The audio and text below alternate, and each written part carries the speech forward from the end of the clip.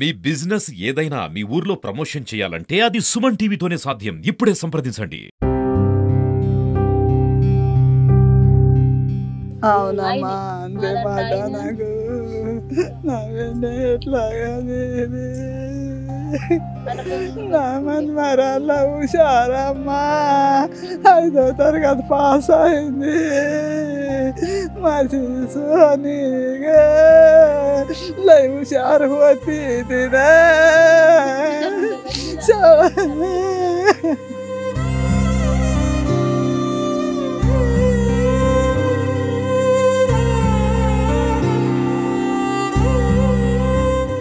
చిన్నారి చిట్టి తల్లి అంబిక నీళ్లు పట్టుకునే ఒక చిన్న కుంటల పడి కనీసం ఒక 4 అడుగులు కూడా ఉండదు. అది ప్రమాదవశాత్తు మరణించింది, ప్రాణాలు కోల్పోయింది.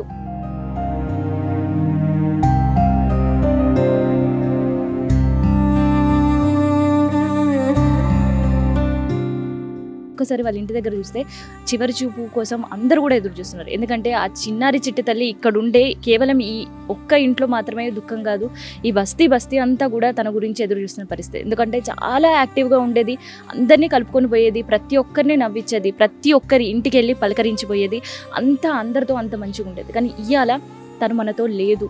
సో ఈ వార్త విన్న వెంటనే మనం చూస్తున్నాం కదా, బస్తీలో ప్రతి ఒక్కరి కళ్ళల్లో కూడా నీళ్ళే, ప్రతి ఒక్కరు కూడా ఆ చిన్నారి చిట్టి తల్లి చివరి చూపు కోసం ఎదురు చూస్తున్నారు. ఒక్కసారి వాళ్ళతో మాట్లాడదాం. వాళ్ళ బంధువులంతా కూడా ఇంటి దగ్గర ఉన్నారు. సో అసలుకి ఏం జరిగి ఉంటుంది అనేది కూడా ఒక్కసారి వాళ్ళతో మాట్లాడే ప్రయత్నం అయితే మనం చేద్దాం. ఈ గలీలో ఉంటావమ్మ పిల్ల మంచిగా అమ్మ అత్తమ్మ అంటుండే గుడి దగ్గర పోయింది, ఒక 5 రూపాయలు ఏమన్నా తింటానే పోయింది, అయితే పడ్డది నీళ్ళు ఉంటే ఎవరు చూడలేరు, పోయింది. ఇక ఏం చేద్దాం, ఇక ఆమె మంచిగా ఉండే, ఇట్లా నిద్ర ఇట్లా కళ్ళలో కనబడుతుంది, ఆమె పోయింది కనబడతలేదు, మాకు ఉన్నదే అనిపిస్తున్నది. ఇక మన బిడ్డ వస్తుందా, ఇక బిడ్డ రాదు అంతే. అత్తమ్మ అంటున్నదేమో అనిపిస్తుంది అంతే. గల్లీలో ఆ రోజు గుడిలో అన్నదానం పెట్టింది చేతితోటి అందరికి, వచ్చి 5 రూపాయలు ఏమన్నా కొంటా అన్నది, ఇంట్లో పడ్డది. ఇక అయిపోయింది 3 రోజులని. ఇక హాస్పిటల్లో తీసుకుపోయినరు, బయట ఉంటే డబ్బులు ఉంటే ఎట్టన్నా చూపిస్తుండే. వీళ్ళు ఇద్దరు ఏం చేస్తారు పాపం, పడ్డారు తీసుకుపోయినరు, ఎవరు లేరు మగ మనుషులు. ఇక మొగలు ఉంటే ఏమన్నా బయట తీసుకుపోయి చూపిస్తుండే. అమ్మ గరీబ్ పరిస్థితిలో ఇట్లా అయిపోయింది. ఇక 4 డబ్బులు ఉంటే డబ్బులే పని చేస్తుంది. ఇక పోయింది బిడ్డ, ఏం చేస్తాం ఇక అమ్మ అంతే. అత్తమ్మ అని పిలుస్తుండే మిమ్మల్ని, గల్లీకి మొత్తం అత్తమ్మ అంటుండే ఆ పిల్ల. అంత మంచి పిల్ల ఉండే, ఏం చేద్దాం ఇక రాదు. ఆమె వస్తే 1 లక్ష రూపాయలు ఇస్తుండే మేము ఎవరికన్నా, అది రాదు. ఇక ఉంటే ఏమన్నా ఇక పోయింది కదా. ఏమైతారమ్మా, నానమ్మ అవుతారా అంబిక? నానమ్మ అవుతా. హాస్పిటల్నే ఉన్నామమ్మ. రాత్రి వచ్చిన మా మన్మరాలకు ఆడబెట్టుకున్నారు వాళ్ళు. ఆమె తల్లి, ఆమె పెద్దమ్మ మాట్లాడిందా హాస్పిటల్లో? మాట్లాడిందా అంబిక? మాట్లాడిపోద్దు కదా, మాట్లాడింది. ఎందుకెళ్ళి మాట్లాడలేదు, జ్వరం వచ్చింది, జ్వరంతో కళ్ళు ఇట్లా చేసింది, కళ్ళ మీద గుల్కోస్ ఇస్తుండ్రు. ఇదే ఇట్లా ఉండే అయిపోయి, మళ్ళా మాట్లాడలే, మళ్ళా చూడలే. మంగళవారం హాస్పిటల్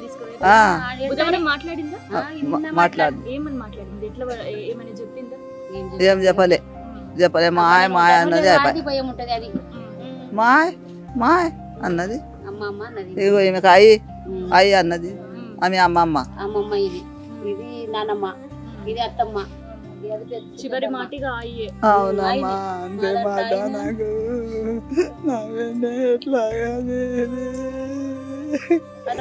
నా మన్మరాళ్ళ హుషారమ్మా 5వ తరగతి పాస్ అయింది మసీసు నీగా లై హుషారు వచ్చి తినే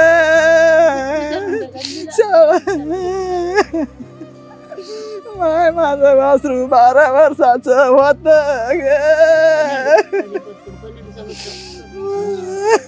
చివరిగా ఆ చిట్టి తల్లి మాట్లాడింది, పిలిచింది అమ్మమ్మనే. అమ్మమ్మ అంటే చాలా ప్రాణం. అసలు ఇట్లాంటి పరిస్థితిలో వాళ్ళ కుటుంబ సభ్యుల్ని మాట్లాడియాలంటే నాకు కూడా చాలా బాధగా ఉంది.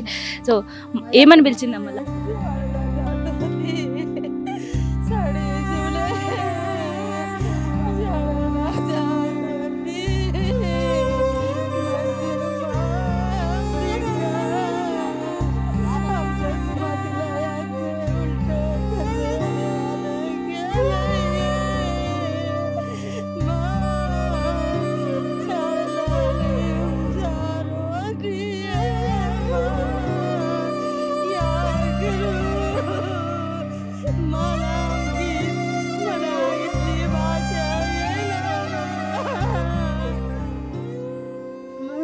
ఏమని చెప్పింది అంబిక?